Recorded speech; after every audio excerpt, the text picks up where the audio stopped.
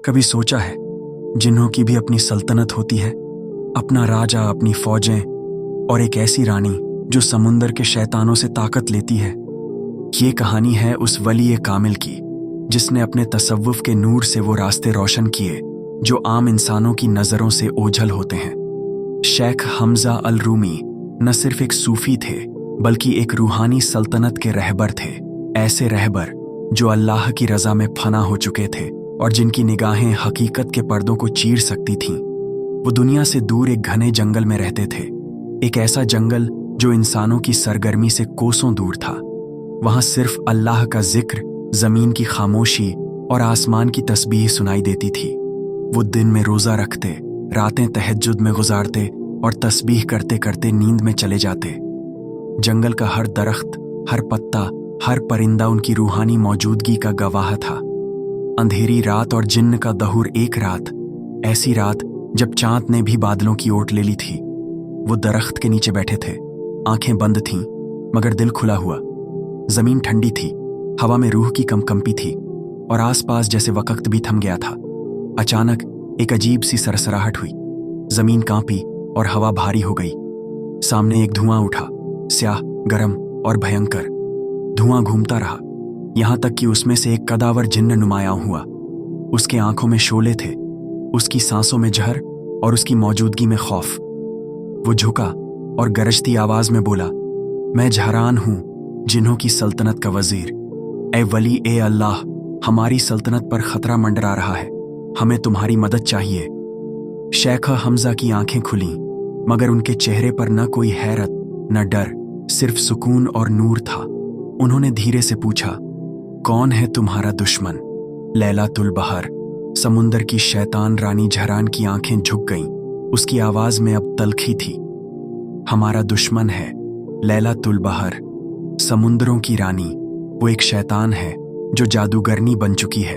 उसने समुंदर की तह में एक काला महल बना रखा है।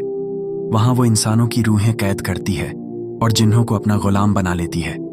उसके पास 5 लाख से ज्यादा जिन्न हैं, हर एक शैतानी ताकतों से लैस। उसने हमारे कई शहर बर्बाद कर दिए हैं। शेख हमजा ने गहरी सांस ली। तुम भी काफिर हो, वो भी। मैं तुम्हारे बीच क्यों पड़ूं? जहरान ने फौरन कहा, लेकिन हम अल्लाह की कसम खाते हैं, अगर तुम हमारी मदद करो और हम फतह पाएं तो मैं, हमारा बादशाह कयान और हमारे तमाम नेक जिन्न इस्लाम कबूल करेंगे। हम अल्लाह के रास्ते पर चलेंगे। हमारी रूहें ईमान के नूर को तरस रही हैं। इनकार से इकरार तक शेख हमजा का दिल कांपा। उनका मकसद कभी सियासत नहीं था, लेकिन अगर इस रास्ते से हजारों रूहें हिदायत पा सकती थीं तो यह एक रूहानी जंग थी। उन्होंने अपनी तस्बीह संभाली और कहा, ठीक है, लेकिन एक शर्त है, मैं जंग नहीं करूंगा, मैं सिर्फ दुआ करूंगा और मेरी तिलावत से जो नूर निकलेगा वही तुम्हारे लिए हथियार होगा। अगर तुम्हारी नीयत पाक हुई तो ये नूर तुम्हें बचा लेगा। जहरान ने सर झुका लिया।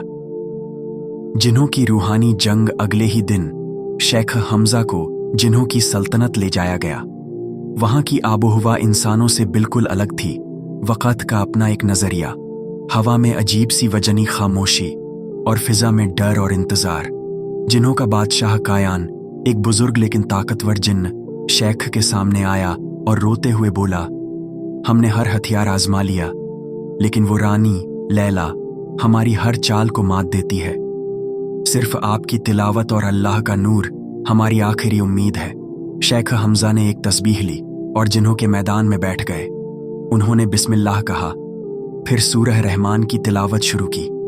अर्रहमान अल्लमल कुरान खल्कल इंसान। हर आयत के साथ नूर की लहर फैलती गई। जिन्हों के चेहरों पर सुकून, दिलों में तौबा और आंखों में आंसू भरने लगे।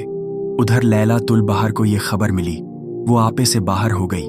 उसने समुंदर के जिन्हों को बुलाया और हमला बोल दिया। मगर जैसे ही वो मैदान में पहुंची, शेख हमजा की तिलावत की आवाज हवा में गूंज रही थी। लैला की आंखें लहू रंग हो गईं, मगर उसके पास अल्लाह के कलाम का कोई तोड़ नहीं था। वो चीखी, चिल्लाई, लेकिन उसकी फौजें बेबस हो गईं। लैला का अंजाम, तिलावत के नूर से लैला की काली चादर जलने लगी। उसके जिस्म से धुआं निकलने लगा। वो गिरने लगी और आखिरकार समुंदर की गहराइयों में डूब गई, हमेशा के लिए।